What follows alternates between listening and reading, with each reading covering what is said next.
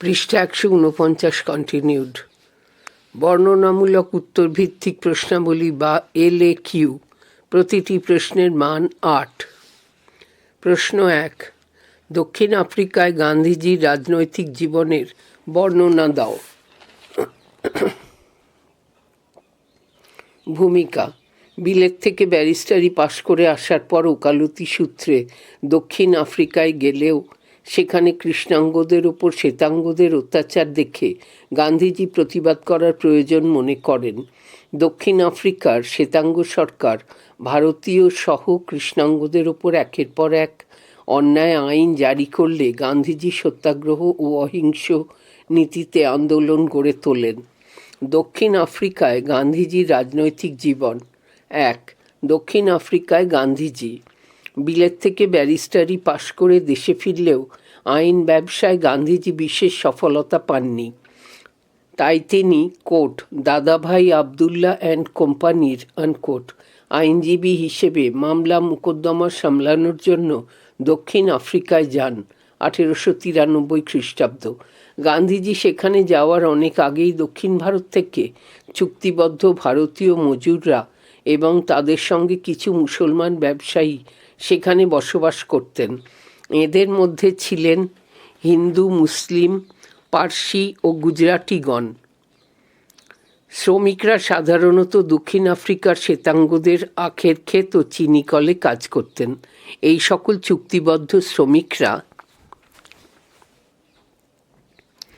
চুক্তি শেষ হয়ে যাওয়ার পরেও দক্ষিণ আফ্রিকাতে পাকাপাকিভাবে থেকে যেতেন। এদের সন্তানদের অনেকেই দক্ষিণ আফ্রিকায় জন্মগ্রহণ করেন। গান্ধীজি এখানে আসার অনেক আগে থেকেই এরা ছিলেন ভারতীয়দের তৃতীয় গোষ্ঠী। গান্ধীজি আইনজীবী হিসেবে দক্ষিণ আফ্রিকার নাটাল সুপ্রিম কোর্টে কাজ শুরু করেন। 1 বছর পর তিনি 6 মাসের জন্য ভারতে ফিরে এলেও পুনরায় দক্ষিণ আফ্রিকায় ফিরে যান। 1915 খ্রিস্টাব্দের জানুয়ারি মাসে ভারতে ফিরে আসার আগে পর্যন্ত গান্ধীজি দক্ষিণ আফ্রিকায় ছিলেন। 2। বর্ণ বৈষম্যের শিকার। দক্ষিণ আফ্রিকার শ্বেতাঙ্গ সরকার সেখানে বসবাসকারী কৃষ্ণাঙ্গদের এবং ভারতীয়দের ক্ষমতাহীন করে রাখার জন্য বৈষম্যমূলক আইন প্রণয়ন করে এবং পক্ষপাতদুষ্ট প্রশাসনিক ব্যবস্থা কায়েম করে। তাদের কোনো রকম রাজনৈতিক অধিকারও ছিল না। সেখানকার শ্বেতাঙ্গদের মধ্যে অধিকাংশই বর্ণ বৈষম্যবাদ অ্যাপার্থেইড অ্যাপার্থেইড নামে এক ঘৃণ্য স্বভাবের অধিকারী ছিলেন। এই শ্বেতাঙ্গদের হাতে নাটাল, ট্রান্সভাল ইত্যাদি ব্রিটিশ উপনিবেশে বসবাসকারী ভারতীয়রা বর্ণ বৈষম্যের শিকার হন। গান্ধীজি নিজেও দক্ষিণ আফ্রিকায় ঢোকার সময় থেকেই বর্ণ বৈষম্যের শিকার হন। ডারবান থেকে প্রিটোরিয়া যাওয়ার পথে শ্বেতাঙ্গদের হাতে গান্ধীজিকে একের পর এক লাঞ্ছনা সহ্য করতে হয়। ভারতীয় শ্রমিকদের শ্বেতাঙ্গরা কুলি বলে ব্যঙ্গ করত। গান্ধীজি পরে যখন অত্যাচারিত কৃষ্ণাঙ্গ ভারতীয়দের পাশে এসে দাঁড়ান তখন গান্ধীজিকেও কুলি ব্যারিস্টার বলে অপমানিত করা হয়। পৃষ্ঠা 150।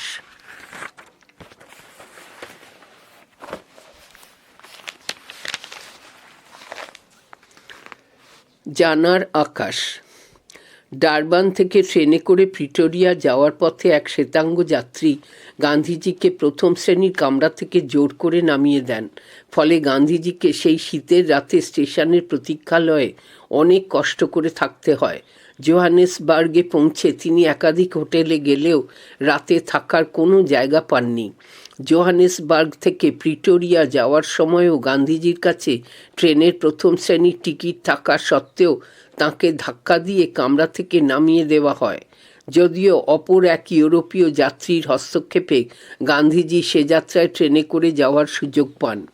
পরবর্তীকালে গান্ধীজি দক্ষিণ আফ্রিকায় বসবাসকারী ভারতীয় ও কৃষ্ণাঙ্গদের হয়ে লড়াই করলে সেখানকার শ্বেতাঙ্গ সরকার গান্ধীজিকে জেলে পাঠায়। দক্ষিণ আফ্রিকায় ডারবানে আসার দ্বিতীয় অথবা তৃতীয় দিনে ডারবান আদালতে গান্ধীজি অপমানিত হন। এই আদালতের প্রবেশমুখে গান্ধীজিকে মাথার টুপি খুলতে বলা হলে গান্ধীজি অপমানিত হন এবং এর প্রতিবাদ জানান। এই কারণে স্থানীয় সংবাদপত্রগুলি গান্ধীজিকে কোট অবাঞ্ছিত অতিথি আনকোট আনওয়েলকাম ভিজিটার বলে সমালোচনা করেন। অসীম দাশগুপ্ত প্রবন্ধ সমগ্র কোট প্রথম গান্ধী আনকোট প্রবন্ধ পৃষ্ঠা 311। 3. প্রতিবাদ। গান্ধীজি ভারতীয় শ্রমিকদের দুর্দশা থেকে মুক্ত করার জন্য শ্বেতাঙ্গ সরকারের বিরুদ্ধে প্রতিবাদের সিদ্ধান্ত নেন। যদিও ইতিপূর্বে বুয়র যুদ্ধ এবং জুল বিদ্রোহের সময়ও গান্ধীজি ব্রিটিশের বিরোধিতা করেননি, কিন্তু শ্বেতাঙ্গদের এই অত্যাচারে তিনি স্থির থাকতে পারেননি। 1. চুক্তিবদ্ধ শ্রমিকদের ঐক্যবদ্ধকরণ। গান্ধীজি দক্ষিণ আফ্রিকায় ধর্ম, বর্ণ, জাতি নির্বিশেষে সকল প্রবাসী ভারতীয়কে বর্ণ বৈষম্যবাদের বিরুদ্ধে ঐক্যবদ্ধ করার উদ্যোগ নেন। দক্ষিণ আফ্রিকার নাটাল, ট্রান্সভাল ইত্যাদি ব্রিটিশ উপনিবেশে বসবাসকারী হিন্দু, মুসলমান, পার্সি, গুজরাটি ও দক্ষিণ ভারতীয়দের এক জোটবদ্ধ করার চেষ্টা শুরু করেন। এছাড়াও সেখানকার বিত্তবান ব্যবসায়ী, আইনজীবী এবং নিউ ক্যাসেল খনি শ্রমিকদের ঐক্যবদ্ধ করে তোলেন। 2. সংস্থা গঠন। গান্ধীজি প্রিটোরিয়াতে একটি মামলার কাজে গিয়ে সেখানকার ভারতীয়দের উদ্দেশ্যে এক সম্মেলনের আহ্বান জানান। তিনি তাদেরকে জোটবদ্ধ করে একটি সংস্থা গঠনে উদ্যোগী হন। নাটালে তিনি quote Natal Indian Congress unquote নামে এক সংগঠন গড়ে তোলেন। শ্রমিকদের হয়ে ন্যূনতম মানবিক অধিকার অর্জনের লক্ষ্যে তিনি এই সংগঠন গড়ে তোলেন। 3.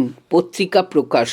নাটালে Gandhiji quote Indian opinion unquote নামে একটি পত্রিকা প্রকাশ করেন। এই পত্রিকা প্রকাশের মধ্যে দিয়ে গান্ধীজি সেখানকার ভারতীয়দের দাবিগুলিকে তুলে ধরেন, তাদেরকে যাবতীয় দুঃখ দুর্দশা থেকে মুক্ত করার জন্য অহিংসা ও সত্যাগ্রহ আদর্শের পাঠ দেন। 4. আন্দোলনের কারণ। 1. মূল কারণ। এ. ভারতীয়দের ওপর অত্যাচার। দক্ষিণ আফ্রিকার শ্বেতাঙ্গ সরকার নাটাল ও ট্রান্সভাল ইত্যাদি ব্রিটিশ উপনিবেশে বসবাসকারী ভারতীয় ও কৃষ্ণাঙ্গদের ক্ষমতাহীন করে রাখার জন্য বৈষম্যমূলক আইন প্রণয়ন করে এবং পক্ষপাতদুষ্ট প্রশাসনিক ব্যবস্থা কায়েম করে। বি.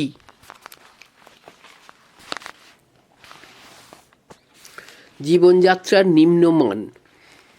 দক্ষিণ আফ্রিকায় কোনো ভালো স্বাস্থ্যকর জায়গায় ভারতীয়রা বসবাস করতে পারত না। সেখানকার শ্বেতাঙ্গ সরকার কর্তৃক নির্দিষ্ট এলাকায় তাদের বাস করতে হতো। সি. অধিকারহীনতা। সামাজিকভাবে কোণঠাসা ভারতীয় ও কৃষ্ণাঙ্গদের রাজনৈতিক অধিকার বলতে কিছু ছিল না। তাদের কেন ভোটাধিকার ছিল না? তাদের কোনো ভোটাধিকার ছিল না, অথচ তাদের থেকে কর আদায় করা হতো। এমনকি ফুটপাতের ওপর দিয়ে তাদের হাঁটার অধিকার ছিল না। রাত্রি 9টা বেজে গেলে তাদের ঘরের বাইরে যাওয়ার আইন ছিল না। ডি. আর্থিক শোষণ ও অমানবিকতা।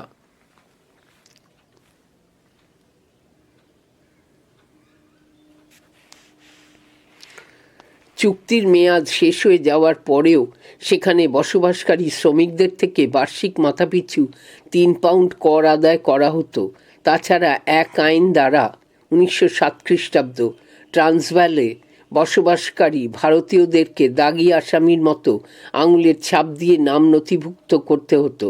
নাটালে বসবাসকারী ভারতীয়দের শ্বেতাঙ্গরা কোট অর্ধ বর্বর এশীয় আনকোট বলে ঘৃণা করত। 2. অন্যান্য কারণ। এ. এশিয়াটিক রেজিস্ট্রেশন আইন। দক্ষিণ আফ্রিকায় শ্বেতাঙ্গ সরকার এশিয়াটিক রেজিস্ট্রেশন আইন নামক এক আইন জারি করে। এই আইনে বলা হয় প্রতিটি ভারতীয় সহ এশীয়দের বাধ্যতামূলকভাবে আঙুলের ছাপ দেওয়া রেজিস্ট্রেশন সার্টিফিকেট রাখতে হবে। বি. অভিবাসন আইন। দক্ষিণ আফ্রিকায় বসবাসকারী ভারতীয়দের অভিবাসন সীমাবদ্ধ করার লক্ষ্যে সেখানকার শ্বেতাঙ্গ সরকার এক নতুন আইন জারি করে 1907 খ্রিস্টাব্দ। এই আইন বলে ট্রান্সভালে ভারতীয়দের প্রবেশ নিষিদ্ধ ঘোষণা করা হয়। সি. ভোটাধিকার আইন। ভারতীয়দের ভোটাধিকার থেকে বঞ্চিত করার জন্য নাটালের সরকার বিধানসভায় এক ভোটাধিকার আইন পাশ করায়। ডি, কর আইন। দক্ষিণ আফ্রিকায় শ্বেতাঙ্গ সরকার প্রাক্তন চুক্তিবদ্ধ ভারতীয় শ্রমিকদের ওপর মাথাপিছু 3 পাউন্ড করে পোল ট্যাক্স বা মাথট ধার্য করে। এখানে একটি ছবি রয়েছে, time, the weekly news magazine. গান্ধীজির ছবি রয়েছে, নিচে লেখা টাইম পত্রিকার প্রচ্ছদে গান্ধীজি, পৃষ্ঠা 151। 5. আন্দোলনের সূচনা। 1. গান্ধীজির আবেদন। প্রিটোরিয়ার সকল ভারতীয়দের নিয়ে গান্ধীজি এক সভা ডাকেন। জীবনের প্রথম বক্তৃতায় তিনি বর্ণবিদ্বেষ দূর করার শপথ নেওয়ার জন্য 4টি আবেদন রাখেন, যথা: এ, সত্য কথা বলতে হবে; বি, পরিষ্কার পরিচ্ছন্ন থাকতে হবে; সি, ধর্ম ও জাতিভেদ ভুলতে হবে; ডি, ইংরেজি শিখতে হবে। 2. রেজিস্ট্রেশন আইনের বিরোধিতা। প্রথমেই গান্ধীজি এশিয়াটিক রেজিস্ট্রেশন আইনের বিরুদ্ধে আন্দোলন গড়ে তোলার জন্য নিষ্ক্রিয় প্রতিরোধ সমিতি গঠন করেন। আন্দোলনের তীব্রতা বাড়তে থাকলে জেনারেল স্মার্টস গান্ধীজির সঙ্গে আলোচনায় বসেন। স্মার্টস গান্ধীজিকে প্রতিশ্রুতি দিয়ে বলেন, ভারতীয়রা স্বেচ্ছায় নিজেদের নাম নথিভুক্ত করালে এই আইন প্রত্যাহার করা হবে। গান্ধীজি রাজি হলেন এবং প্রথমেই নিজের নাম নথিভুক্ত করালেন, কিন্তু স্মার্টস তাঁর প্রতিশ্রুতি ভঙ্গ করে এই আইন বলবৎ করলেন। গান্ধীজির নেতৃত্বে ভারতীয়রা এর প্রতিবাদ প্রকাশ্যে রেজিস্ট্রেশন সার্টিফিকেট পুড়িয়ে এই আইন অমান্য করেন। 6. আন্দোলনের বিস্তার। 1. অভিবাসন আইনের বিরোধিতা। অভিবাসন আইন অমান্য করে নাটালে বসবাসকারী ভারতীয়রা ট্রান্সভালে প্রবেশ করলে শ্বেতাঙ্গ সরকার তাদের গ্রেফতার করে এবং জেলে পাঠায়। এদের পাশে থাকার অপরাধে গান্ধীজিকেও সশ্রম কারাদণ্ড দেওয়া হয়। গান্ধীজির গ্রেফতারের খবরে ভারতসহ ব্রিটেনে দক্ষিণ আফ্রিকার শ্বেতাঙ্গ সরকারের সমালোচনা শুরু হয়। জেনারেল স্মুট অ্যালবার্ট ব্রিটিশ সাংবাদিক কার্টরাইটকে জেলের ভিতরে গান্ধীজির সঙ্গে আলোচনার জন্য পাঠান। গান্ধীজির দাবি মেনে ওই আইনের কিছু অংশ পরিবর্তন করতে শ্বেতাঙ্গ সরকার রাজি হয়। এরপর জেল থেকে মুক্ত হয়ে গান্ধীজি ব্রিটেনের কর্তৃপক্ষের সঙ্গে আলোচনার জন্য লন্ডনে যান, কিন্তু সেই আলোচনা খুব একটা ফলপ্রসূ হয়নি। 2. তলস্তয় খামার প্রতিষ্ঠা। গান্ধীজির নিজের আইন ব্যবসা কার্যত বন্ধ হয়ে যায়। দক্ষিণ আফ্রিকার সত্যাগ্রহ পরিবারগুলিকে সাহায্য করার মতো এবং ইন্ডিয়ান ওপিনিয়ন পত্রিকা চালানোর মতো অর্থের অভাব দেখা দেয়। এই পরিস্থিতি সামলানোর জন্য গান্ধীজি তাঁর বন্ধু জার্মান স্থপতি কালেনবাখের সাহায্যে তলস্তয় খামার প্রতিষ্ঠা করেন। ভারত থেকে অর্থ সাহায্য আসে। 3. ভোটাধিকার আইনের বিরোধিতা।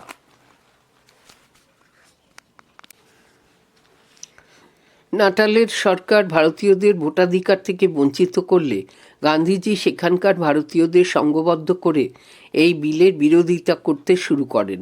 নাটালের 500 ব্যক্তির সই করা এক প্রতিবাদপত্র সেখানকার প্রধানমন্ত্রী ও বিধানসভার অধ্যক্ষের কাছে পাঠানো হয়। তবুও শ্বেতাঙ্গ সরকার এই বিলটিকে আইনে পরিণত করে। গান্ধীজি হতাশ না হয়ে 10,000 ভারতীয়দের সই করা এক প্রতিবাদপত্র ইংল্যান্ডে পাঠান। 4. কর আইনের বিরোধিতা। দক্ষিণ আফ্রিকার শ্বেতাঙ্গ সরকার প্রাক্তন চুক্তিবদ্ধ ভারতীয় শ্রমিকদের ওপর মাথাপিছু 3 পাউন্ড করে পোল ট্যাক্স বা মাথট ধার্য করে। এই কর রদ করার দাবি নিয়ে চুক্তিবদ্ধ ও পূর্বতন চুক্তিবদ্ধ শ্রমিকরা আন্দোলন শুরু করে। 5. বিবাহ আইন। কর আইন চলাকালে সুপ্রিম কোর্ট তার এক রায়ে জানায় খ্রিস্টান রীতি মেনে বিবাহ হয়নি এবং রেজিস্ট্রারের কাছে নথিভুক্ত হয়নি এমন সকল বিবাহ বাতিল হবে। এই ঘোষণার পর গান্ধীজির ডাকা সত্যাগ্রহে পুরুষদের পাশাপাশি নারীরাও যোগ দেন। 7. চূড়ান্ত সংগ্রাম। একের পর এক দক্ষিণ আফ্রিকার শ্বেতাঙ্গ সরকারে আইন প্রয়োগের মনোভাব দেখে গান্ধীজি চূড়ান্ত সংগ্রামের প্রস্তুতি নেন এবং স্থির করেন সমস্ত প্রতিরোধকারীকে একজোট করে এই বর্বর শ্বেতাঙ্গ সরকারের বিরুদ্ধে চূড়ান্ত সংগ্রাম গড়ে তুলবেন। গান্ধীজির স্ত্রী কস্তুরবা সহ 16 জন সত্যাগ্রহীর এক দল নাটালের ফনিক্স বস্তি থেকে মিছিল করে ট্রান্সভালে পৌঁছলে তাদেরকে গ্রেফতার করা হয়। অপরদিকে 11 জন মহিলার একটি সত্যাগ্রহী দল ট্রান্সভালের তলস্তয় খামার থেকে সীমান্ত পেরিয়ে নিউ ক্যাসেল শহরে পৌঁছান। এখানকার খনিতে কর্মরত ভারতীয় ও তামিল শ্রমিকরা সত্যাগ্রহীদের গ্রেফতার হওয়ার আগেই ধর্মঘটে রাজি হন। শ্রমিকদের বসতির জল ও বিদ্যুতের লাইন কেটে দেওয়া হলে এবং তাদেরকে মালিকরা ঘর ছাড়া করলে গান্ধীজি নিউ ক্যাসেলে উপস্থিত হন। গান্ধীজি সিদ্ধান্ত নেন 2000-এর বেশি নারী, পুরুষ ও শিশুদের নিয়ে মিছিল করে সীমান্তের দিকে এগোবেন। শ্বেতাঙ্গ সরকার তাদেরকে গ্রেফতার করলে সেই শ্রমিক পরিবারগুলি ট্রান্সভালের বিভিন্ন জেলে সাময়িকভাবে হলেও থাকতে পারবেন। মিছিল চলাকালে গান্ধীজিকে 2 বার গ্রেফতার করে ছেড়ে দেওয়া হয়। গান্ধীজির নেতৃত্বে আন্দোলন চরমে পৌঁছলে 3য়বারের জন্য গান্ধীজিকে গ্রেফতার করা হয় এবং জেলে পাঠানো হয়। মহিলা সত্যাগ্রহীদের জেলের ভিতর অনাহারে রেখে খনিতে কাজ করতে বাধ্য করানো হয়। এমনকি মহিলাদেরকে বেতের আঘাতও সহ্য করতে হয়। গান্ধীজিকে জেলে পাঠানো হলে দক্ষিণ আফ্রিকার ভারতীয়দের মধ্যে এমনকি ভারতবর্ষ জুড়েও প্রবল উত্তেজনার সৃষ্টি হয়। দক্ষিণ আফ্রিকার বাগিচা ও খনি শ্রমিকরা একজোটে ধর্মঘট শুরু করেন। গান্ধীজি রাজনৈতিক গুরু গোপালকৃষ্ণ গোখলে ভারত জুড়ে বিভিন্ন স্থানে এই ঘটনার বিরুদ্ধে জনমত তৈরি করেন। জানার আকাশ। গান্ধীজির নেতৃত্বে দক্ষিণ আফ্রিকার শ্বেতাঙ্গ সরকারের বিরুদ্ধে সত্যাগ্রহ আন্দোলন চরমে পৌঁছলে গান্ধীজিকে গ্রেফতার করা হয়। জেলের ভিতর এক অন্ধকার কুঠুরিতে অস্বাস্থ্যকর পরিবেশের মধ্যে গান্ধীজিকে আটকে রাখা হয়। এমনকি বিচারের সময় গান্ধীজিকে হাতকড়ি পরিয়ে আদালতে নিয়ে যাওয়া হয়। জেলের ভিতরে গান্ধীজিকে পাথর ভাঙতে বাধ্য করা হয়। 8. তাৎপর্য 1. সত্যাগ্রহ নীতির প্রতিষ্ঠা। গান্ধীজি প্রথমে দক্ষিণ আফ্রিকায় শ্বেতাঙ্গ সরকারের বর্ণবৈষম্যের নীতির বিরুদ্ধে এবং পরে ভারতে এসে ব্রিটিশ সরকারের বিরুদ্ধে অসহযোগ, আইন অমান্য ও ভারত ছাড়ো আন্দোলনগুলির মধ্য দিয়ে সত্যাগ্রহ নীতির প্রতিষ্ঠা ঘটান। 2. ভারতের শীর্ষ নেতৃত্ব পদ লাভ। দক্ষিণ আফ্রিকায় গান্ধীজির রাজনৈতিক জীবনের অভিজ্ঞতাকে ভারতের জাতীয় আন্দোলনে কাজে লাগিয়ে গান্ধীজি ভারতীয় জাতীয় রাজনীতির শীর্ষ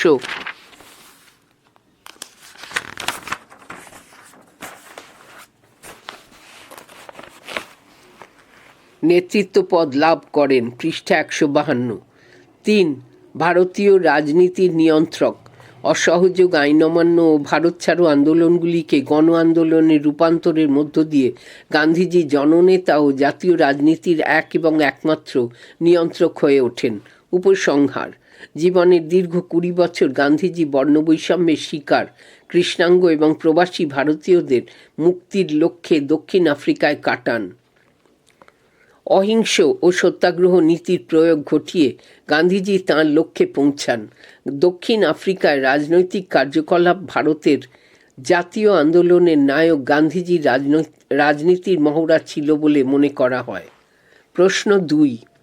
অসহযোগ আন্দোলনের ইতিহাস বর্ণনা করো। ভূমিকা: জাতীয় কংগ্রেস দীর্ঘ 20 বছরের রাজনৈতিক ভিক্ষাবৃত্তি ছেড়ে সরাসরি ব্রিটিশ বিরোধী অসহযোগ আন্দোলনের সূচনা ঘটায়। ব্রিটিশ সরকারের সঙ্গে কোনো রকম সহযোগিতা না করাই ছিল অসহযোগ। স্বরাজ অর্জনের লক্ষ্যে গড়ে ওঠা অসহযোগ আন্দোলন ছিল প্রথম সর্বভারতীয় গণ অভ্যুত্থান। অসহযোগের আবির্ভাব প্রসঙ্গে জওহরলাল নেহেরু বলেছেন, কোট, অসহযোগের মন্ত্র সারা দেশে ছড়িয়ে পড়ল আর এর স্পর্শ লাগামাত্রই এতদিন যে হীন দুর্বলতা আমাদের আবদ্ধ করে রেখেছিল সেটা অন্তর্হিত হতে লাগলো, আনকোট। অসহযোগ আন্দোলনের বিবরণ। 1. প্রেক্ষাপট। 1. স্বায়ত্তশাসন লাভে ব্যর্থতা। প্রথম বিশ্বযুদ্ধ শেষে ব্রিটিশ ভারতবাসীকে স্বায়ত্ত শাসনের পরিবর্তে মন্টেগু চেমসফোর্ড শাসন সংস্কার আইন উপহার দেয়। 2. আর্থিক সংকট। বিশ্বযুদ্ধ জনিত কারণে ভারতের অর্থনীতি সংকটের মুখে পড়ে। নিত্য প্রয়োজনীয় জিনিস থেকে শুরু করে প্রতিটি জিনিসের দাম বহু গুণ বেড়ে যায়। 3. রাওলাট আইন। ব্রিটিশ কুখ্যাত রাওলাট আইন পাস 1919 খ্রিস্টাব্দ 18 মার্চ করিয়ে ভারতবাসীর ব্যক্তি স্বাধীনতা ও ন্যায় বিচারের অধিকার কেড়ে নেয়। রাওলাট আইনের চরম পরিণতি হিসেবে ঘটে যায় জালিয়ানওয়ালাবাগ হত্যাকাণ্ড। 4. খিলাফত সমস্যা। খিলাফত সমস্যাকে কাজে লাগিয়ে মুসলমানদের সহযোগিতা নিয়ে এক জাতীয় আন্দোলনের পরিস্থিতি তৈরি হয়। 2. প্রস্তুতি। আন্দোলনের আকারে অসহযোগের প্রথম কর্মসূচির পরিকল্পনা নেওয়া হয় খিলাফত আন্দোলনে। কেন্দ্রীয় খিলাফত কমিটির এলাহাবাদ সম্মেলনে 1 থেকে 2 জুন 1920 খ্রিস্টাব্দ খিলাফত কর্মীরা আলাদাভাবে একটি অসহযোগ কমিটি তৈরি করেন।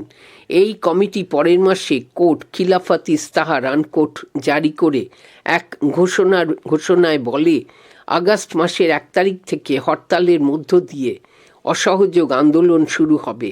গান্ধীজি এতে অনুমোদন দেন। লোকমান্য বাল গঙ্গাধর তিলক 1 আগস্ট মারা গেলে গোটা দেশ শোকাচ্ছন্ন হয়ে পড়ে। ইতিপূর্বেই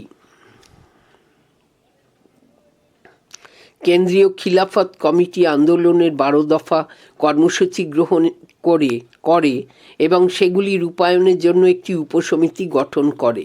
গান্ধীজি ছাড়াও এই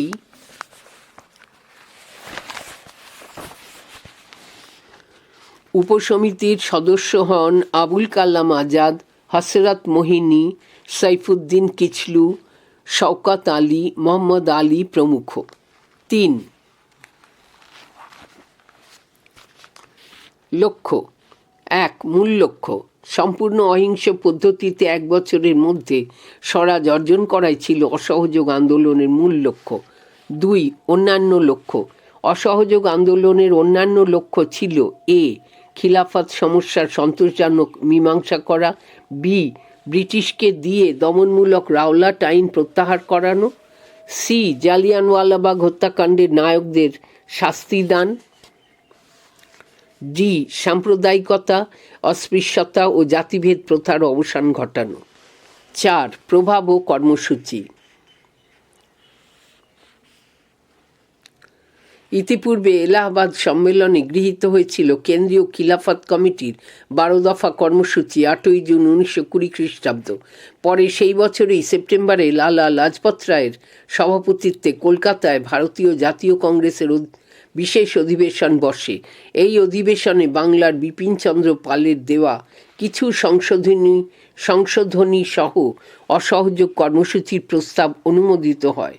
সি. বিজয়া রাঘবচারিয়ার সভাপতিত্বে নাগপুরে ভারতীয় জাতীয় কংগ্রেসের বাৎসরিক অধিবেশনে 21 থেকে 31 ডিসেম্বর 1920 খ্রিস্টাব্দ অসহযোগ প্রস্তাব সর্বসম্মতিক্রমে গৃহীত হয়। অসহযোগ আন্দোলনের গৃহীত কর্মসূচির মধ্যে কিছু ছিল নেতিবাচক এবং কিছু ছিল ইতিবাচক কর্মসূচি। 1. নেতিবাচক কর্মসূচি। এ. সমস্ত রকম অর্থাৎ কেন্দ্রীয় বা প্রাদেশিক সরকারি উপাধি, সরকারি পদক, সরকারি খেতাব, সরকারি পদ এবং সরকারি অনুষ্ঠান বর্জন।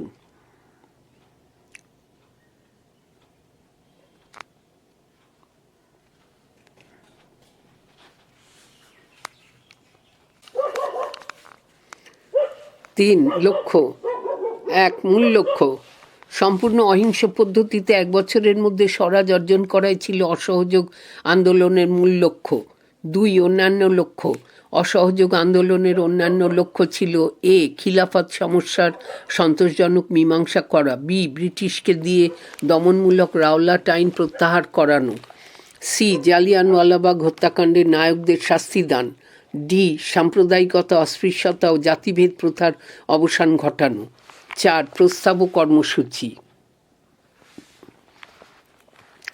ইতিপূর্বে এলাহাবাদ সম্মেলনে গৃহীত হয়েছিল কেন্দ্রীয় খিলাফত কমিটির 12 দফা কর্মসূচি 8ই জুন 1920 খ্রিস্টাব্দ।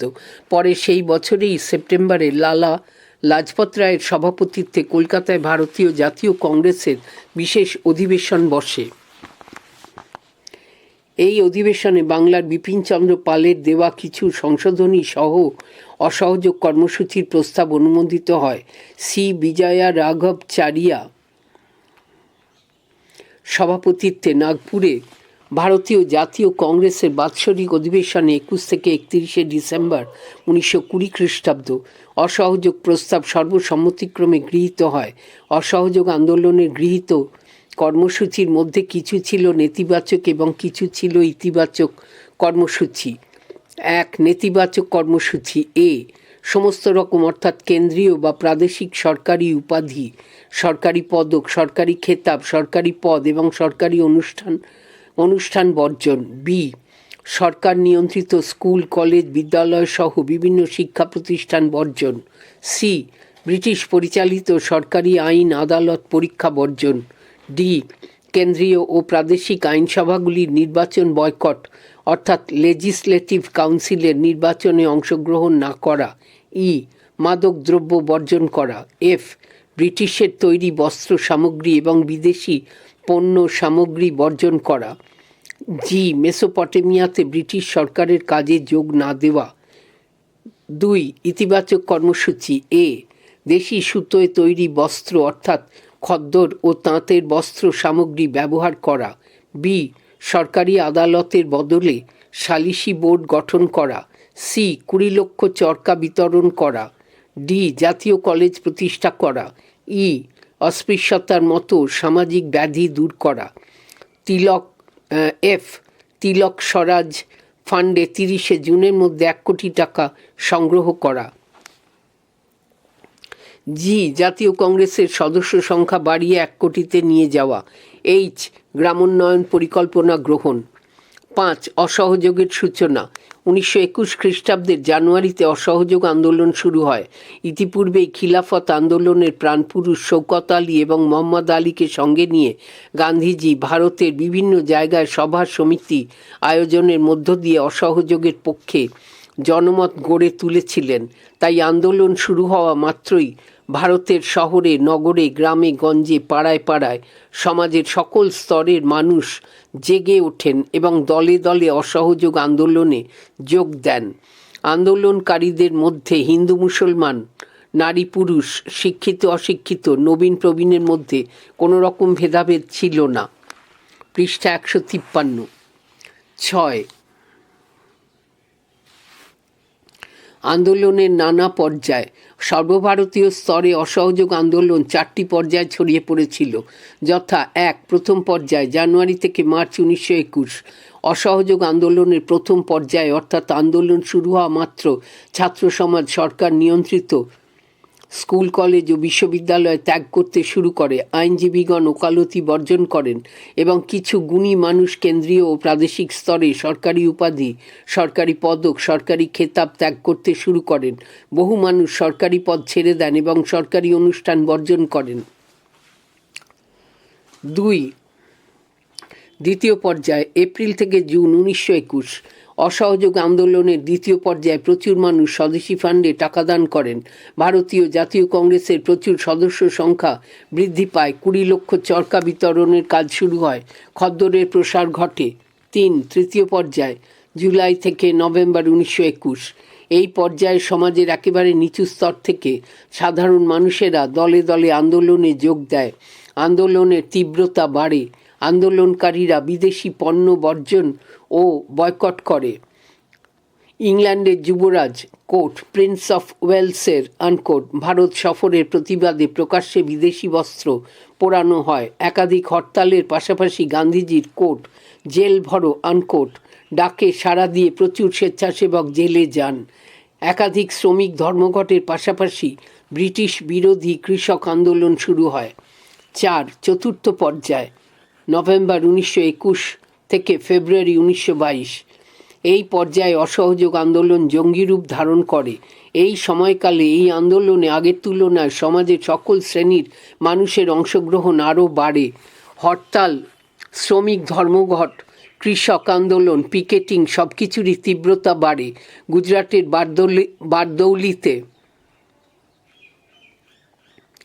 গান্ধীজি পরীক্ষামূলকভাবে রাজস্ব বন্ধের আন্দোলন শুরু করেন। ইতিপূর্বেই যুক্তপ্রদেশের গোরক্ষপুর জেলায় চৌরি চৌরা নামক একটি স্থানে এক হিংসাত্মক ঘটনা ঘটে যায় 4 ফেব্রুয়ারি 1922। এই ঘটনায় ব্যথিত হয়ে গান্ধীজি বারদৌলিতে অনুষ্ঠিত কংগ্রেস কার্যকমিটির সভায় গৃহীত প্রস্তাব অনুসারে অসহযোগ আন্দোলন তুলে নেন। 5 চৌরি চৌরা ঘটনা। যুক্তপ্রদেশের গোরক্ষপুর জেলায় চৌরি চৌরা কোনো একটি স্থানের নাম নয়, দুটি গ্রামের নাম। খিলাফত ও কংগ্রেস স্বেচ্ছাসেবীদের এক মিছিল বের হয় 4 ফেব্রুয়ারি 1922। এদের মধ্যে একদল স্থানীয় স্বেচ্ছাসেবক দ্রব্যমূল্য বৃদ্ধি এবং পুলিশি অত্যাচারের বিরুদ্ধে প্রতিবাদ জানাতে জড়ো হয়। ভগবান আহির নামে এদের এক নেতাকে পুলিশ গ্রেপ্তার করে ও বেত দিয়ে মারধর করে। প্রতিবাদে স্থানীয় জনতা অভিযান করে বাজারের দিকে এগোয় ও পুলিশকে লক্ষ্য করে ইঁট ছোঁড়ে। পুলিশ তখন তাদের ওপর গুলি চালায়। এতে উত্তেজিত হয়ে জনতা পুলিশকে তাড়া করলে পুলিশরা থানায় আশ্রয় নেয়। উত্তেজিত জনতার একাংশ থানায় আগুন ধরিয়ে দেয়। সেই আগুনে পুড়ে 22 জন পুলিশ মারা যান। এই ঘটনায় দায়রা আদালত প্রাথমিকভাবে 172 জনকে মৃত্যুদণ্ড দেয়। শেষ পর্যন্ত তাদের মধ্যে 19 জনের ফাঁসি হয় এবং বাকিদেরকে দ্বীপান্তরে পাঠানো হয়। 7 ব্যর্থতার কারণ। 1 গান্ধীজির দায়িত্ব। 1 বছরের মধ্যে স্বরাজ আসবে, গান্ধীজির এই ঘোষণার মধ্য দিয়ে অসহযোগ আন্দোলন শুরু হয়েছিল। কিন্তু দেশ জুড়ে ভারতের সর্বপ্রথম বৃহত্তর জাতীয় আন্দোলন গড়ে তোলার মতো উপযুক্ত প্রস্তুতির অভাবে এবং জনমানসে অস্পষ্ট সত্যাগ্রহ আদর্শের কারণে আন্দোলন দীর্ঘস্থায়ী হয়নি। 2 খিলাফতের সঙ্গে সংযুক্তি।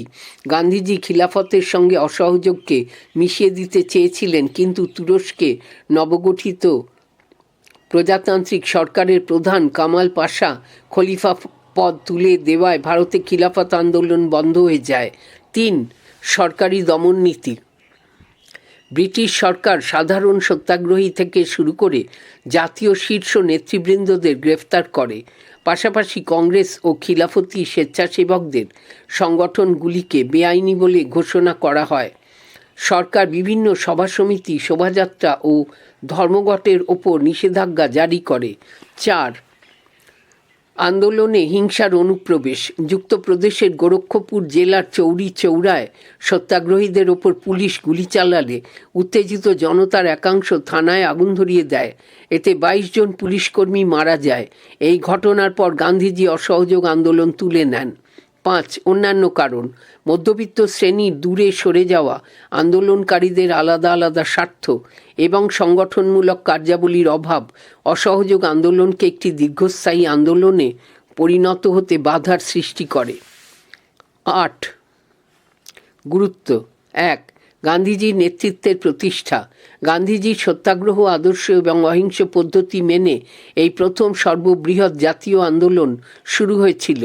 এই আন্দোলনের মধ্যে দিয়ে সর্বভারতীয় ক্ষেত্রে জাতীয় নেতা হিসেবে গান্ধীজির নেতৃত্ব প্রতিষ্ঠিত হয়েছিল। 2 কংগ্রেসের গ্রহণযোগ্যতা বৃদ্ধি। গান্ধীজিও জাতীয় কংগ্রেসের ডাকে সাড়া দিয়ে শহর ও গ্রামের মানুষরা আন্দোলনে যোগ দেয়। এই প্রথম সুদূর গ্রামাঞ্চলগুলিতেও জাতীয় কংগ্রেসের শাখা সংগঠন গড়ে ওঠে। 3 প্রথম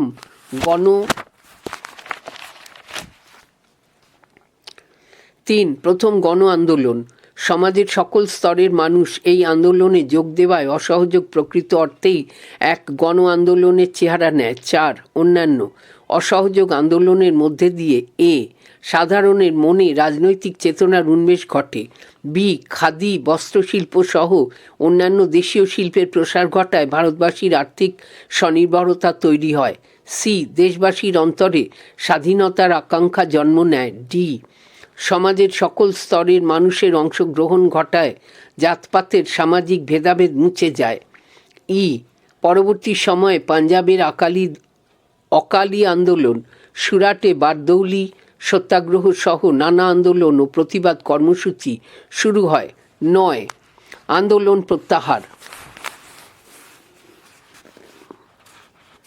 ইতিপূর্বে বোম্বাইতে 17 নভেম্বর 1921 এবং মাদ্রাজেও 13 জানুয়ারি 1922 খ্রিস্টাব্দে অসহযোগ আন্দোলনে হিংসার অনুপ্রবেশ ঘটেছিল। পরে চৌরি চৌরা ঘটনা ঘটলে গান্ধীজি বিচলিত ও বেদনাহত হন। বারদৌলিতে জাতীয় কংগ্রেসের কার্যকমিটির সভায় 12 ফেব্রুয়ারি 1922 এক প্রস্তাব পাস হয়। গান্ধীজি অনুমোদিত এই প্রস্তাবে অসহযোগ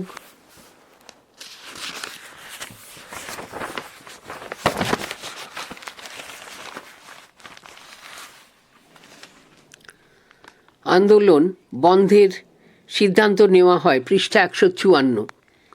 আরও বলা হয়, এখন থেকে জাতীয় কংগ্রেস দেশ জুড়ে শুধুমাত্র চরকায় সুতো কাটা, অস্পৃশ্যতা দূরীকরণ, মাদকদ্রব্য বর্জন এবং শিক্ষার বিস্তার সহ নানা গঠনমূলক কর্মসূচি পালন করবে।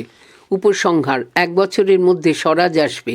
গান্ধীজির এই ডাকে সাড়া দিয়ে আপামর দেশবাসী অসহযোগ আন্দোলনে ঝাঁপিয়ে পড়েছিলেন, কিন্তু গান্ধীজি অসময়ে আন্দোলন প্রত্যাহার করে নিলে দেশবাসীর আশা ভঙ্গ হয় এবং দেশের শীর্ষ জাতীয় নেতৃবৃন্দ আন্দোলনের পরিণতিতে হতাশ হন।